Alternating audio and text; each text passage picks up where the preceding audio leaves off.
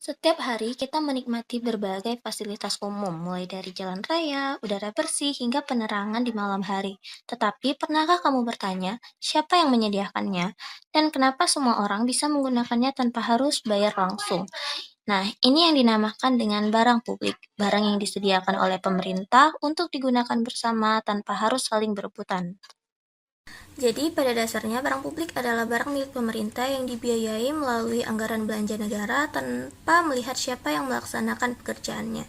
Nah, barang publik ini memiliki beberapa ciri-ciri, yaitu tidak ada kepemilikan atau milik semua orang, jumlah tidak terbatas, gratis, dibiayai oleh pajak, disediakan oleh pemerintah serta berorientasi ke kesejahteraan.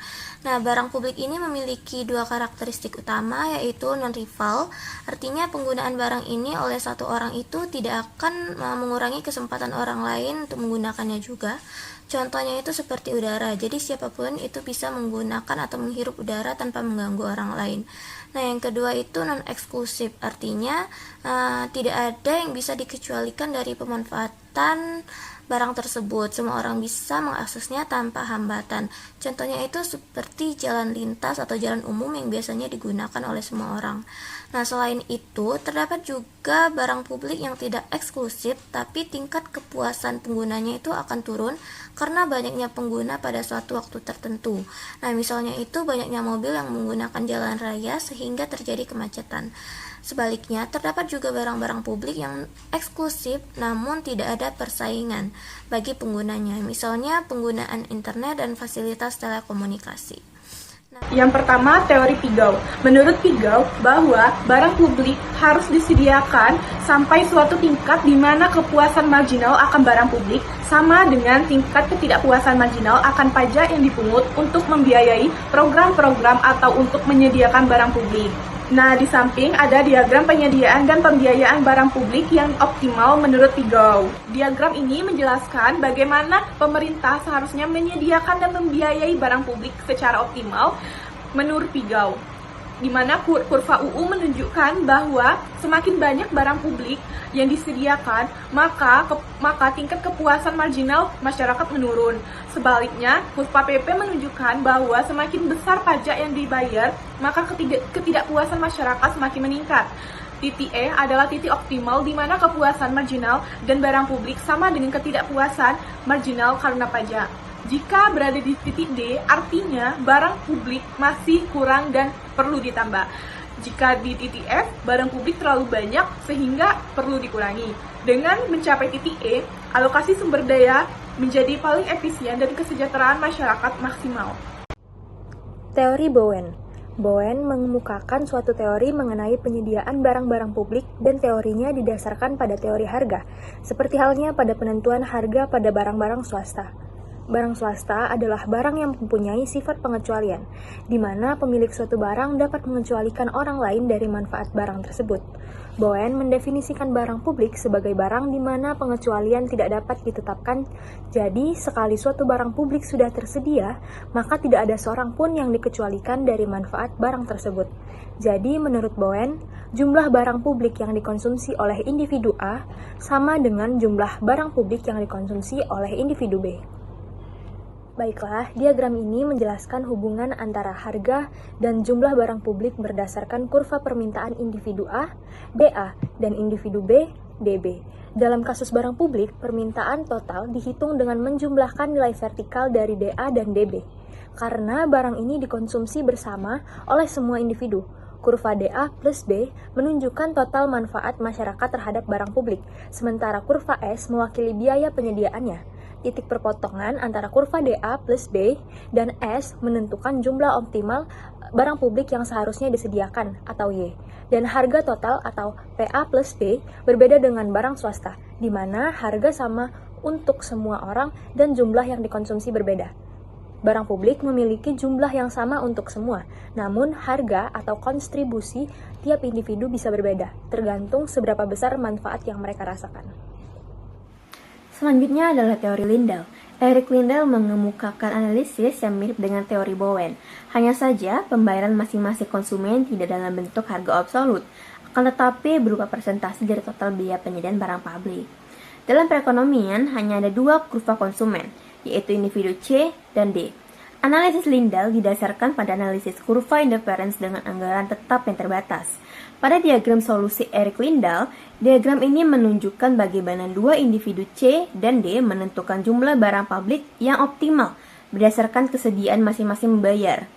Nah, pada titik E, total barang publik sebesar OLE disediakan dan masing-masing individu bersedia membayar bagian yang sesuai dengan preferensinya, sehingga seluruh biaya tertutupi dengan defisit atau surplus. Titik E ini dianggap sebagai titik keseimbangan yang mencerminkan alokasi barang publik secara efisiensi dan adil.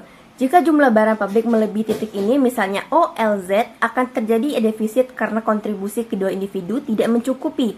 Teori ini menekankan pentingnya partisipasi individu dalam menentukan dan membiayai barang publik secara proporsional sesuai manfaat yang diterima. Selanjutnya adalah teori Samuelson. Samuelson menyempurnakan teori pengeluaran pemerintah dengan sekaligus menyertakan barang sektor swasta.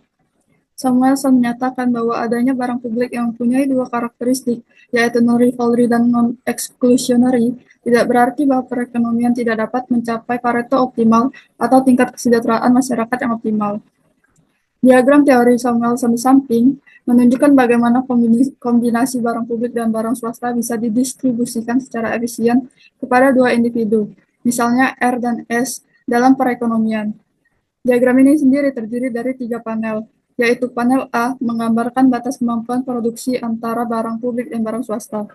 Bila pemerintah menyediakan sejumlah barang publik, misalnya sebesar OL1, maka sisa sumber daya bisa digunakan untuk menghasilkan barang swasta sebanyak OT1. Selanjutnya adalah panel B, memperlihatkan bagaimana individu R menilai kombinasi barang publik dan barang swasta berdasarkan preferensinya.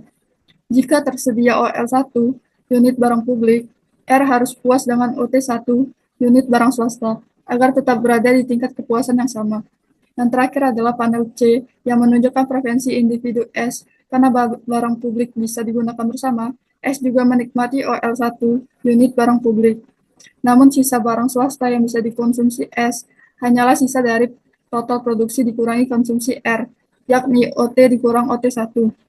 Dengan cara ini, kita bisa mengetahui bagaimana kesejahteraan kedua individu bisa diatur agar mencapai kondisi efisien.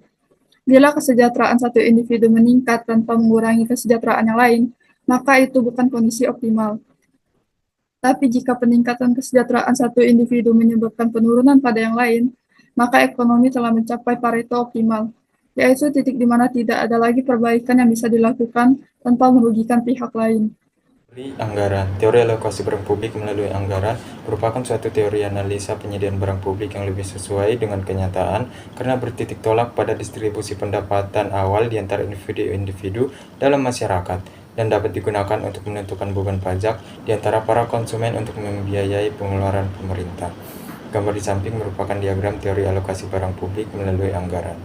Diagram tersebut menggambarkan bagaimana dua individu A dan B mengalokasikan pendapatannya untuk barang publik dan swasta.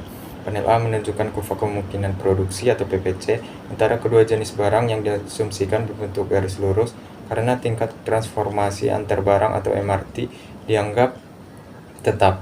Garis ini menunjukkan batas maksimum produksi jika seluruh sumber daya digunakan secara efisien.